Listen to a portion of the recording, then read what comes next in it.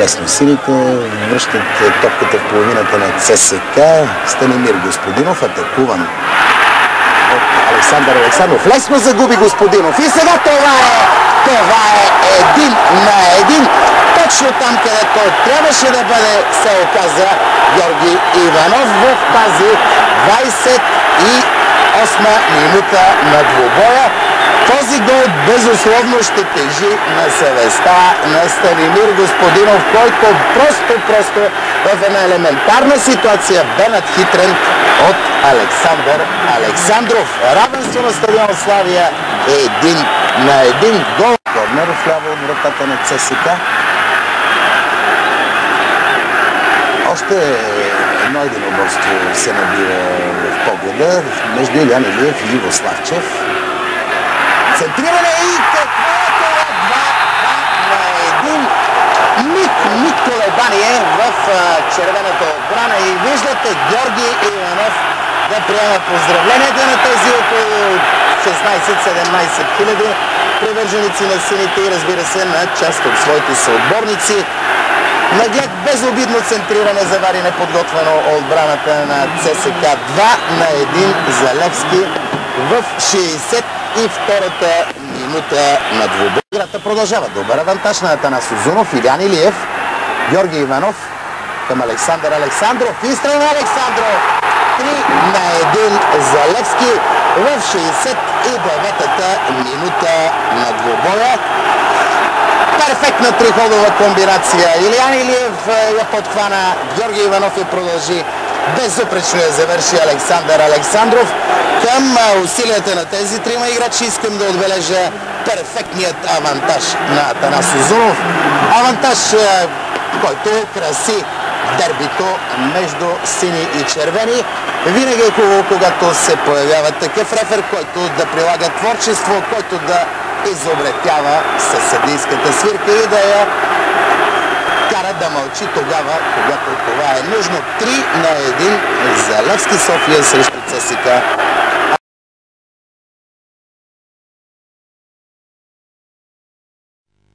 При слънчево време в столицата двата съперника на 16 финалите елиминира отборът на Венец Тим от Видинска област. След това ЦСК елиминира Славия. В 16 финалите сините отстраниха първо Искър и после в една много тежка битка, благодарение на гола на чужд терен, успяха да наделеят срещу шампиона. Бички, димки, атмосфера като за матч между вечните съперници в българския футбол. Иванов срещу Емил Кременлиев.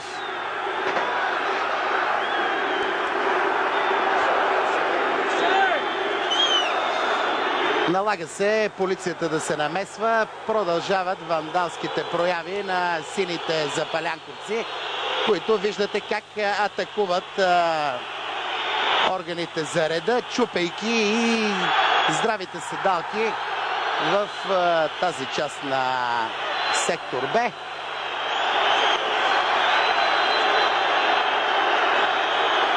Жълт картон продължава. Вижте каква грозна, каква осъдителна гледка. Не зная какво трябва да се случи, за да се вразумя.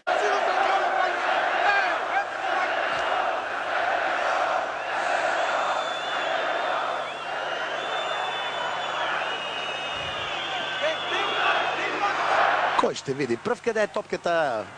Александров отново обход. Изстрел на Александров. Грешка. И 1-0 за Левски.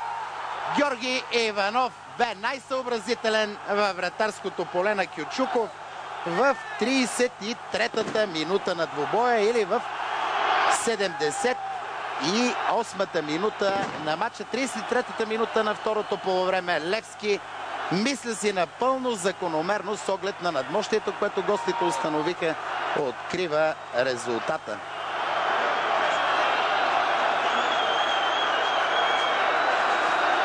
Виждате щастливите привърженици на сините. Ето този пореден рейд обход на Александров. Сгреши фатално, струва ми се, Кючуков. Опита се там футболист в червена фланелка да задържи за миг Георги Иванов.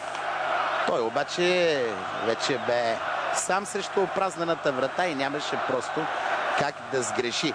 Още веднъж обърнете внимание на това повторение, как се разходи Александров през цялата защита на ЦСК и смея да кажа от доста неудобно положение, като че ли малко изненадващо за Кючуков.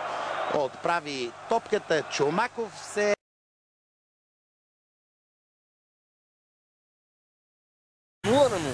В реванша на стадион Георги Спарухов. При една равностойна, интересна игра. Имаше фаул, едно много добър авантаж на реферът Добринов. След това подаване към Александров. Той пропуска топката. Там Викторио Павлов и резултата е открит в тази среща. Викторио Павлов отбелязва първия гол в матча. 1-0 за Левски. След една много добра комбинация, но трябва да отдадем дължимото и на арбитъра Иван Добринов, който пусна превъзходен авантаж. Битки, които се водят на всеки метър от игрището на стадион Георги Спарухов. Юфу има възможност да подаде добре и го прави към Захари Сираков. Той влиза в наказателното поле, центриране пред вратата и това е 2-0. Превъзходно попадение на Георги Иванов. Изключителен гол на Гонзо, който се намери в най-точното място на най-точната позиция и прави резултата 2-0, отбелязвайки седмия си гол във вратата на ЦСК. Така Георги Иванов наистина се превръща в черната котка за армейците. Просто това е футболиста, който редовно бележи в тяхната врата, но този гол наистина бе много красив. 2-0 за отбора на Левски. Гол на Георги Иванов в 35-та минута на двубоя. Кременлиев спокойно връща към своя вратар Кючуков, който обаче рискува много и топката му беше открадната. Това вече доказва защо Кючуков след втория гол направи няколко пропуска. Разбира се, дуспа за Левски, след като Александров открадна топката от Кючуков и жълт картон за вратаря. Но проявата на стража на ЦСК в тази ситуация бе напълно безмислена. Емо Костадинов се държи за главата съвсем нормално с оглед на това, което направи Кючуков. Абсолютно безмислено, след като получи топката спокойно от Кременлиев, можеше да я изчисти далеч. Той задържа, беше атакуван и от Юфу и от Александров. И след това, като видя, че му открадва топката, само повали седмицата на Левски. И сега интересен сблъсък Димитър Иванков срещу Тодор Кючуков. Иванков се засилва. Удар и 3-0 за Левски. Гол на Димитър Иванков от дуспа. Всичко това става в 62-та минута на срещата. От тук нататък едва ли някой може да се съмнява кой ще бъде полуфиналист за Купата на България.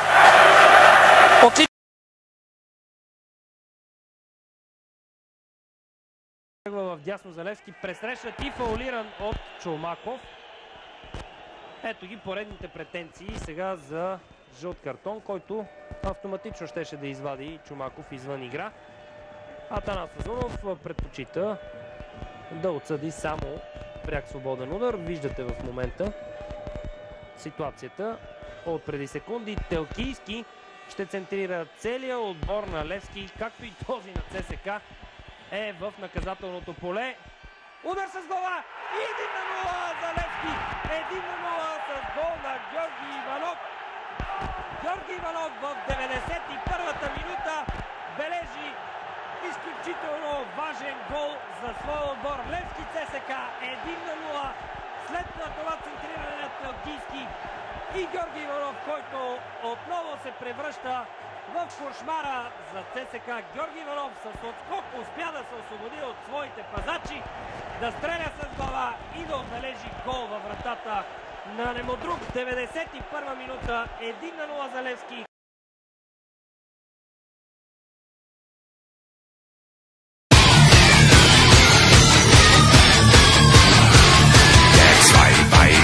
Hat sich gebückt, in ein gutes Licht gerückt, zeig ich ihm, was man machen kann. Und fang dabei zu weinen an. Der Zweifuß stammelt ein Gebet aus Angst, weil es mir schlechter geht.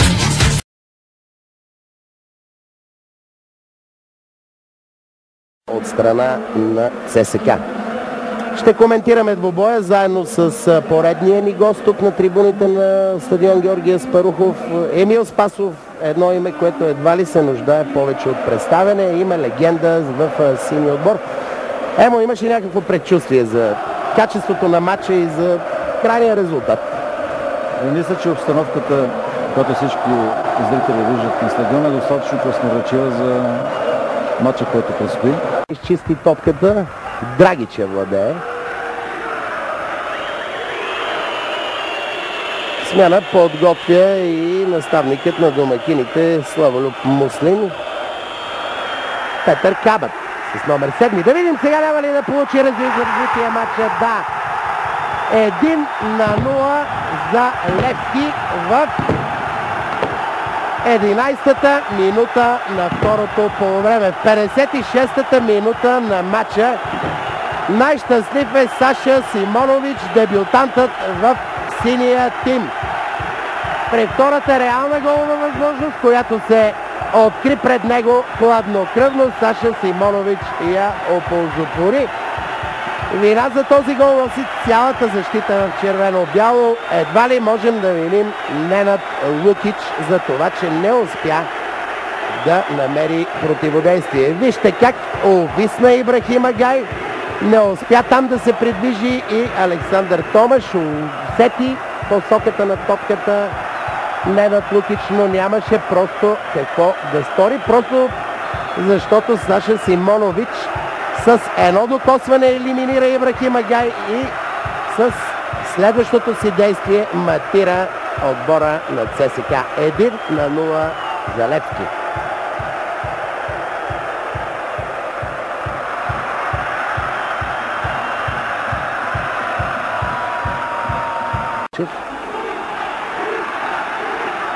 Георги Иванов. Добър пас, няма засада. Петър Кабът сам срещу Ненад Лукич.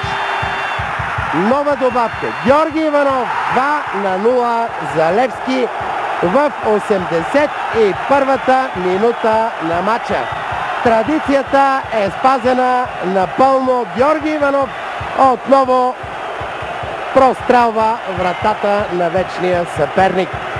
Разбира се, много помогна и Петър Кабът, който на два пъти не успя да преодолее Ненад Лукич. Нямаше какво да стори вратаря на ЦСКА при третия вече точен изстрел на Георги Иванов към опразнената врата на гостуващия тим.